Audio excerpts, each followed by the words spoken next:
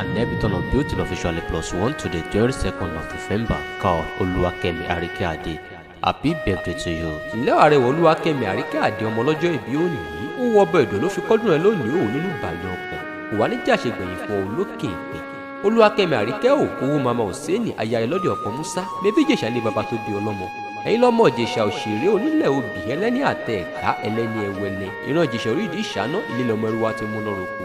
Ẹ̀yin lọ́mọ olóbì kan ọ̀wọ́ ti rí wọ́ olóbì kan ọ̀wọ́ ti wọ̀ obì tó fẹ́ tẹni àwọ̀ sápò ẹni èyí tó fẹ́ tẹni àwọ̀ sínú igbó ẹ̀mọ̀rànkú burúkú aró mú jẹ obìnrin rọ̀ lókìtì ẹ̀. ẹ̀wọ̀n ọdún rẹ̀ lẹ́kan sí lónìí o ire ajé ire ọmọ ìtẹ̀síwájú ni ó mọ jẹ́ tirẹ̀ o ò rí bùrìbùrì báyìí kò fẹsẹ̀ kọ́ ọmọ aráyò sì ní fẹ́ gbà fún ọdún jẹjẹ òbọ̀pá bá lago báyìí dídún ní dùn àlùyọ ló mọ̀ lò ní báwọn làlùwọ̀ ẹ̀ láṣẹ ìdùnnà ọdọọdún báyìí láàrin rógbó ọdọọdún báyìí láàrin haúsá ọdọọdún báyìí láàrin ọmọbìnrin lórí àtẹ ọlọ́dọọdún la ó mọ̀ orí ọ àìsàn ò ní sọ lọ́jọ́ ikú òjijì ò ní mú ọ lọ bẹ́ẹ̀ ló sì ní bá wọn rí kó mu wàá dàgbà wàá dògbò wàá fọwọ́ páwú bẹ́ẹ̀ ni wàá fèrègì jòbì Àríkẹ́-Àdé Olúwakẹ́mi ìgbà ọdún ìṣẹ́jú kan ni.